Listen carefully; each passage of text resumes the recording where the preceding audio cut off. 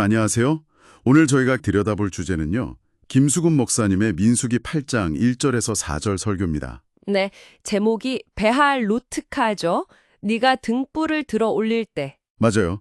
그 히브리어 뜻처럼 이 설교가 메노라, 그러니까 그 성소의 등잔대 이야기부터 시작해서 광야에서의 삶, 또 영적 성장까지 정말 많은 걸 생각하게 하더라고요. 그렇죠.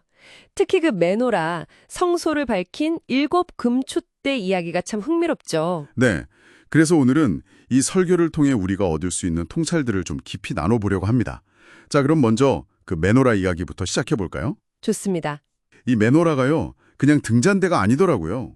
보니까 7개 등잔을 가진 순금 등잔대인데 특이한 게 망치로 막 두드려서, 그러니까 금을 쳐서 만들었다는 점이에요. 네, 쳐서 만들었다는 게 중요하죠. 그리고 가지에는 살구꽃 모양 장식이 있다고 하고요. 이게 당시 유대인들에게는 새봄, 희망의 상징이었다면서요. 맞습니다. 긴 겨울 끝에 피는 꽃이니까요.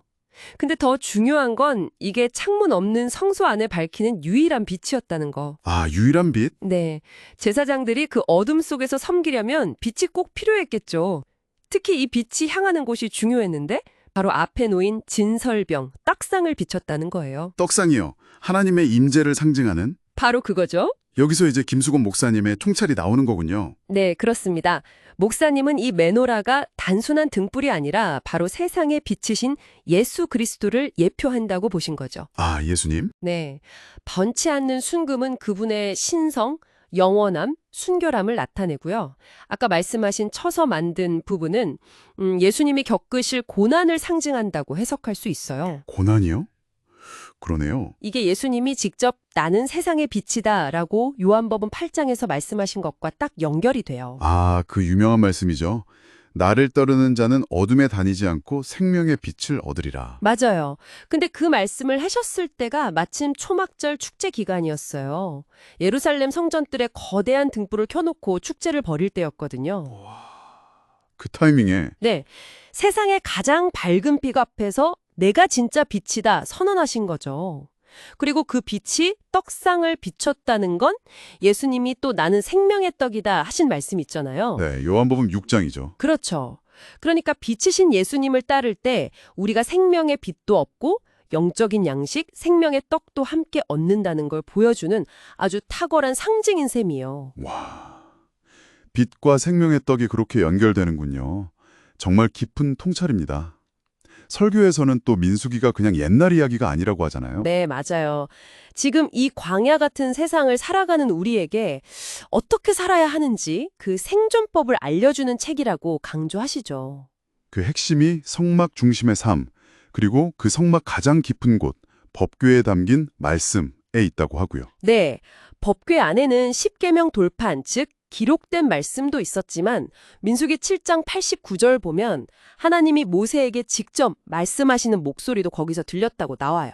아, 들리는 말씀도요? 네, 기록된 말씀과 들리는 말씀. 이게 오늘 우리에게도 중요해요. 기록된 성경 말씀, 즉 특별 계시도 중요하지만 동시에 우리 삶 속에서 하나님이 말씀하시는 그 음성, 일반 계시에도 귀 기울여야 한다는 거죠. 일반 계시라면 예를 들어 어떤 걸까요? 뭐 어려운 상황 속에서 문득 드는 생각이나 어떤 사람의 말 한마디, 자연을 보면서 느끼는 깨달음, 이런 것들이 다 포함될 수 있겠죠. 아, 그렇군요. 청취자님은 어떠신가요? 이 기록된 말씀과 함께 삶 속에서 다가오는 그런 속삭임들에 얼마나 귀 기울이고 계신지 한번 돌아보시면 좋겠네요. 네, 여기서 이제 설교 제목인 베알로트카, 네가 등불을 들어 올릴 때의 의미가 더 깊어지는 것 같아요. 영적인 상승을 의미한다고요? 맞아요. 단순히 불 켜는 행위 이상으로 영적으로 올라서는 것, 영적으로 활성화되는 걸 의미해요. 김수건 목사님은 우리가 신앙생활하는 이유 자체가 바로 이 영적 상승, 그리스도의 강한 군사로 세워지기 위함이라고 보시는 거죠. 그럼 어떻게 영적으로 상승할 수 있는 건가요? 방법이 있겠죠? 네, 설교에서 두 가지 핵심을 제시해요. 첫째는 메노라의 불을 계속 타오르게 하라. 불을 꺼트리지 말라는 거군요. 그렇죠. 우리 안에 성령의 불, 또 교회 공동체의 불이 꺼지지 않도록 잘 관리해야 한다는 거예요. 불을 받는 것보다 사실 지키는 게 더 중요하다고. 예배, 말씀, 기도로 계속 연료를 공급해야 한다는 거죠. 아, 관리의 중요성. 그럼 두 번째는요? 두 번째는 섬김입니다. 레위인들이 성막 봉사를 위해 구별되었듯이 오늘날 우리 성도들도 각자의 자리에서 교회를 섬기는 레위인이라는 거예요. 우리 모두가 레윈이다. 네, 김수곤 목사님도 선교지에서 정말 힘든 섬김을 하셨는데 그 후에 오히려 본인이 영적으로 엄청나게 성장하는 걸 경험했다고 나누시더라고요. 섬김을 통해 오히려 내가 성장한다? 네, 섬김이 영적 상승의 강력한 동력이라는 거죠. 그래서 어쩌면 좋은 교회는 성도들이 기쁘게 섬길 기회가 많은 교회일 수도 있겠다. 그런 생각도 들었어요. 와, 정말 명확하네요. 불을 잘 관리하고 또 섬기는 삶. 그런데 이 영적 상승을 가로막는 장애물도 있다고 하셨죠? 네, 아주 치명적인 장애물이죠. 바로 불평과 불만. 아, 불평. 광야 이스라엘 백성들처럼요? 만나를 두고 불평했던. 맞아요. 근데 목사님은 불평의 내용 자체보다도 그 습관이 문제라고 지적하세요. 왜 자꾸 불평하게 되느냐?